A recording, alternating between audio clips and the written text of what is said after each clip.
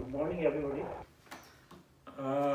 आज हम बहुत छोटी छोटी बातें जो विज्ञान को सीखने के लिए बहुत ज़्यादा ज़रूरत होती है और जिसमें कई बड़े बड़े लोग भी छोटी छोटी गलतियाँ कर जाते हैं, उनको सीखने की कोशिश करते हैं तो वो 6, 7, 8, 9, 10 क्लासों की है। मगर यहाँ पर जो मेरा पुराना अनुभव है उसको देखते हुए लगता है कि हमें इसको इम्प्रूव करने की ज़रूरत है। कई बार हम देखते हैं कि बच्चा टेराबाइट तो जानता है, मगर जब टेरा इलेक्ट्रॉन वोल्ट लिखा होता है तब वो टी के टेरा को नहीं समझता है। तो कहने का मतलब ये है कि हमें बहुत छोटी छोटी बातें होती है जो लगती है कि ये होती है, जबकि उनका नियम आना चाहिए हमें। जैसे मैं एक एग्जांपल के लिए बात करूं कि हम कहते हैं कि 1 मीटर में 100 सेंटीमीटर होते हैं। क्यों? तो आप में स्टूडेंट के अंदर ये जिज्ञासा होनी चाहिए कि वो हर चीज़ में क्यों करे और उस क्यों का आंसर को ढूंढने की कोशिश करे, चाहे खुद के द्वारा करे, चाहे एल्डर्स की सहायता लेके करे या अपने टीचर की सहायता लेके काम करे। तो जैसे मैं एग्जांपल के लिए कहता हूँ कि भाई 1 मीटर बराबर 100 सेंटीमीटर होते हैं, तो मैं आपको बताता हूँ कि ये क्यों होते हैं। ये ऐसा नहीं है कि ये है, इसके पीछे बहुत छोटा सा लॉजिक है और जो अपन डिस्कस कर सकते हैं। जैसे मैं यहाँ बोर्ड पे लिख रहा हूँ 1 metre equal to 100 centimetre. Actual में सेंटीमीटर को हम एक चीज़ समझते हैं, जबकि वास्तव में सेंटी अलग है और मीटर अलग है। अगर हमें पता पड़ जाए कि सेंटी का मतलब क्या होता है तो हमारे को कोई दिक्कत नहीं आएगी, कभी भी हम चीज़ों को आपस में इजीली कन्वर्ट कर पाएंगे। जैसे कि हम जानते हैं कि भी सेंटी मीन्स 10 की पावर -2 मीन्स 1/100। ये अगर मैं जो इक्वेशन नंबर जो अगर मैं इसको पहला नंबर इक्वेशन कहूँ तो पहले नंबर में अगर c की जगह मैं 1/100 रख दूँ तो हमें उसका आंसर मिल जाएगा। जैसे अब मैं उसको राइट हैंड साइड को लेता हूँ तो मैं लिखता हूँ 100 और c की जगह लिखता हूँ 1/100 और आगे मीटर लिखा हूँ, मीटर जो पहले से था।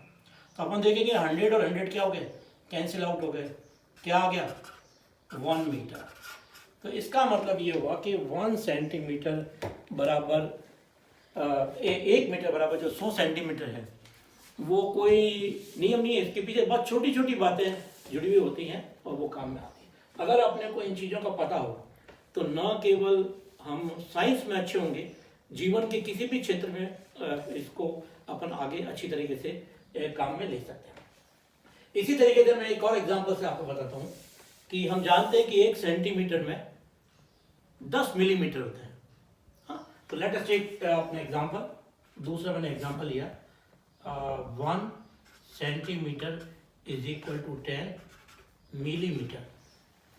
अब जैसे हमको पता है कि भाई हम इसको चेक करना चाहते हैं कि सही है या नहीं, है ना, तो हम इसको आराम से आगे लेते हैं। हम लेफ्ट हैंड साइड लेंगे, राइट हैंड साइड लेंगे और अपन देखते हैं कि दोनों चीज़ें बराबर आती है या नहीं आती है।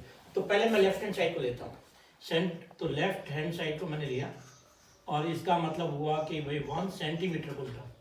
सेंटी का मतलब हम जानते हैं कि 1/100 होता है, तो मैं लिख रहा हूँ 1 × 1/100 मीटर। तो इसका मतलब लेफ्ट हैंड साइड मेरे पास हुई है 1/100 मीटर।